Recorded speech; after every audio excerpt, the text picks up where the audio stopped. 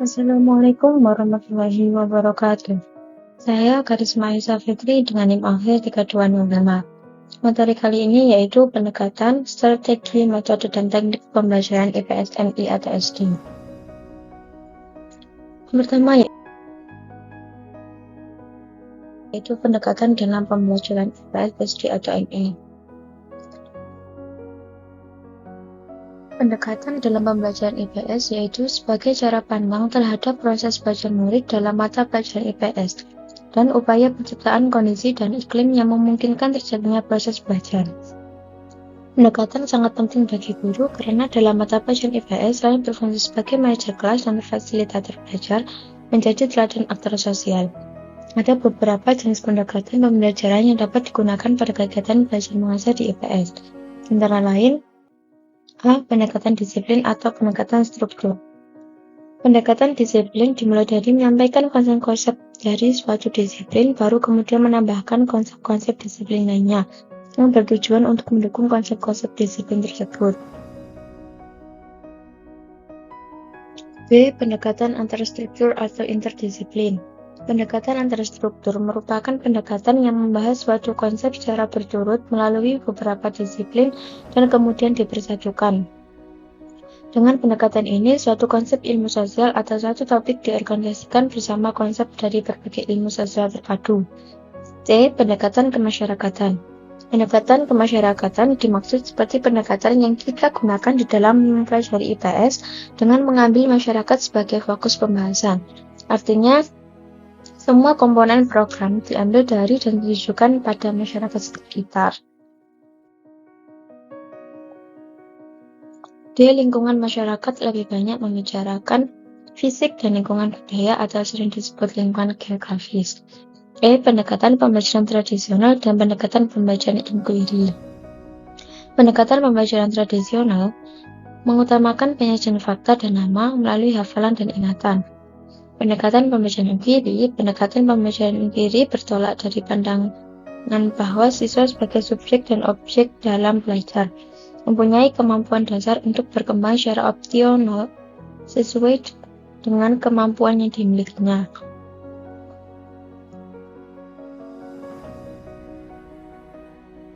Yang kedua yaitu strategi pembelajaran IPS, MI atau SD.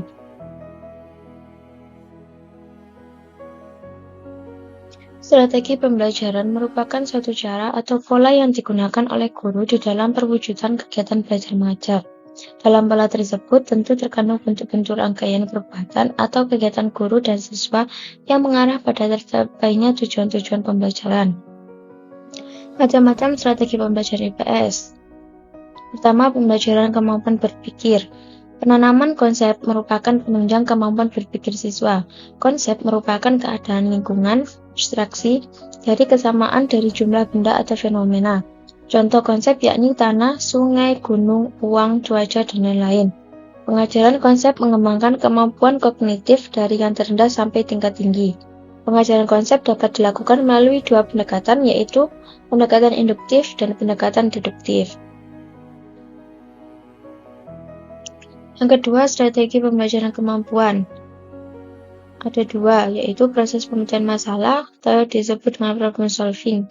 Dalam pengajaran IPS SD kelas di persekolahan, guru dapat mendorong siswa untuk belajar memecahkan masalah dengan menggunakan metode pendekatan pemecahan masalah. Dengan cara pendekatan akan terjalin sebuah komunikasi yang baik antara guru dengan siswa, sehingga antara guru dan siswa tidak ada pembatas. Yang kedua yaitu inquiry. Inquiry ialah siswa mampu menemukan jawaban sendiri dari pertanyaan-pertanyaan yang timbul. Pengajaran inquiry merupakan bentuk pengajaran yang mengenalkan konsep-konsep secara induktif. Yang ketiga, portofolio.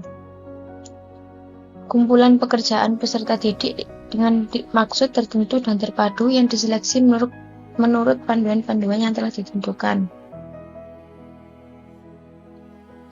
Yang ketiga, pembelajaran kooperatif. Pembelajaran kooperatif pembelajaran yang menghendaki siswa belajar secara bersama-sama, saling membantu satu sama lain dalam belajar, dan memastikan bahwa setiap orang dalam kelompok mencapai tujuan atau tugas yang telah ditentukan. Selanjutnya, pembelajaran nilai. Pertama, bermain peran. Suatu proses belajar di mana siswa melakukan sesuatu yang dilakukan oleh orang lain. Dalam proses belajar bermain peran, siswa diajak untuk berpikir, berperan, dan bertindak bukan sebagai dirinya tapi sebagai orang lain. Kedua, sosiodrama. Ada perbedaan antara sosiodrama dengan bermain peran, yakni bermain peran lebih luas ruang lingkupnya, sedangkan drama sosial membatasi pada permasalahan yang menyangkut aspek sosial dalam masyarakat. Perbedaan yang kedua yakni dalam penentuan peran.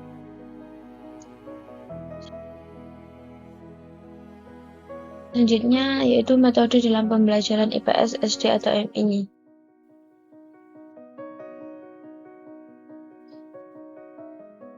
Metode pembelajaran adalah suatu ilmu pengetahuan yang membahas tentang bagaimana cara atau teknik yang perlu ditempuh atau dipergunakan dalam upaya menyampaikan materi atau bahan ajar kepada objeknya, yaitu peserta didik. Jadi yang dimaksud dengan metode pembelajaran adalah suatu ilmu yang membicarakan bagaimana cara atau teknik menyajikan bahan pelajaran terhadap siswa agar tercapai tujuan yang telah ditetapkan secara efektif dan efisien. Ada beberapa macam-macam metode pembelajaran. Yang pertama yaitu metode ceramah. Metode ini menghendaki siswa harus mendapatkan informasi yang sama dalam jumlah siswa yang banyak. Dalam metode ini menekankan penyampaian informasi secara verbal dan cenderung searah dari guru ke siswa. Dalam pengaplikasian metode ini, penyampaian materi hanya membutuhkan waktu yang singkat. Yang kedua, metode diskusi. Merupakan cara yang digunakan untuk pembelajaran yang berfokus pada pembahasan dan pemecahan suatu masalah atau topik dengan cara bertukar pikiran, pendapat, atau gagasan. Dan bertukar pikiran yang dilakukan oleh sejumlah orang untuk memperoleh suatu jawaban atau kesimpulan. Yang ketiga, metode demonstrasi. Merupakan cara penyajian pelajaran dengan memperagakan atau mempertunjukkan kepada peserta didik tentang suatu proses, situasi, atau benda tertentu yang sedang dipelajari, baik sebenarnya ataupun tiruannya. Keempat, metode eksperimen. Metode ini menekankan cara penyajian pembelajaran dengan cara menugaskan siswa untuk melakukan percobaan dengan mengalami dan membuktikan sendiri tentang sesuatu yang dipelajari. Yang kelima, metode simulasi. Adalah suatu metode yang cara penyajian pengalaman belajarnya dengan menggunakan situasi tiruan untuk memahami tentang konsep, prinsip, atau keterangan tertentu. Yang keenam, metode tanya-jawab. Merupakan cara penyajian pembelajaran dalam bentuk pertanyaan yang dikemukakan oleh guru yang harus dijawab oleh siswa. Dalam prakteknya, metode tanya-jawab dimulai dengan mempersiapkan pertanyaan yang diangkat dari bahan pelajaran yang akan diajarkan. Yang ketujuh, metode problem solving. Merupakan cara penyajian bahan pembelajaran dengan menjadikan masalah sebagai titik tolak pembahasan untuk dianalisis, dibandingkan, dan disimpulkan dalam usaha mencari pemecahan atau jawabannya oleh peserta didik.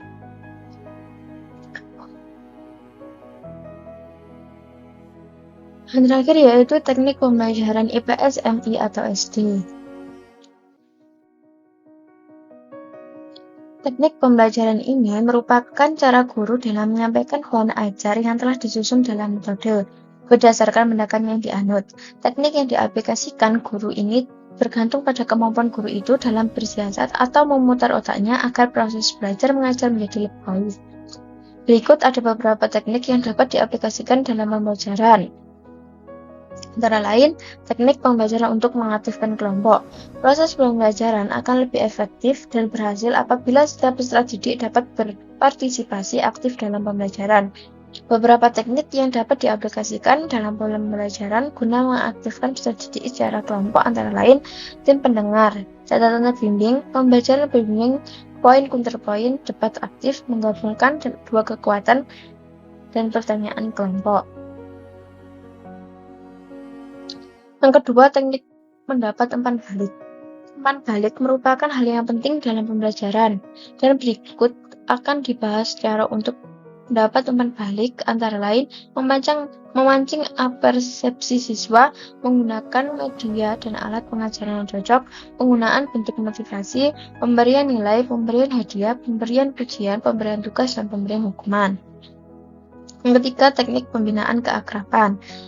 bisa menggunakan teknik diat serta berpasangan dan melakukan perkenalan, teknik pembentukan kelompok kecil, dan teknik belajar kelompok. Yang keempat, curah pendapat. Kegiatan ini bertujuan untuk menghimpun gagasan dan pendapat dalam rangka menentukan dan memilih berbagai pernyataan sebagai jawaban terhadap pertanyaan yang berkaitan dengan kebutuhan belajar, sumber-sumber, hambatan, dan lain-lain. Yang kelima, teknik perumusan. Ada beberapa tipe dalam teknik ini, yaitu teknik penentuan oleh kelompok, teknik Delphi, dan diskusi kelompok. Keenam, teknik pembelajaran untuk mengaktifkan individu. Agar pembelajaran lebih hidup dan terbangun suasana belajar yang baik, antara lain, membaca dengan keras. Teknik ini membantu peserta didik untuk memfokuskan perhatiannya. Guru bisa menyajikan bahan bacaan yang terdiri dari beberapa paragraf, kemudian memberikan poin-poin penting dalam bacaan tersebut, kemudian meminta beberapa orang untuk membacanya di depan kelas dengan suara lantang secara bergantian. 2. Setiap orang adalah guru. Dengan menggunakan teknik pembelajaran ini, memungkinkan partisipasi kelas yang lebih besar dan terbentuklah tanggung jawab setiap peserta didik. Dalam teknik ini, guru memberikan kartu pada setiap peserta didik dan memintanya untuk membuat pertanyaan berkaitan dengan materi yang sedang dipelajari. Kemudian dikumpulkan dan dikocok dan dibagikan secara acak. Kemudian siswa diminta untuk membaca dan mencari jawabannya, lalu guru meminta sukarelawan untuk membaca soal dan memberikan jawabannya.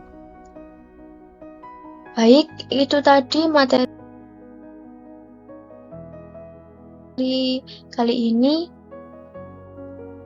dari saya. Assalamualaikum warahmatullahi wabarakatuh.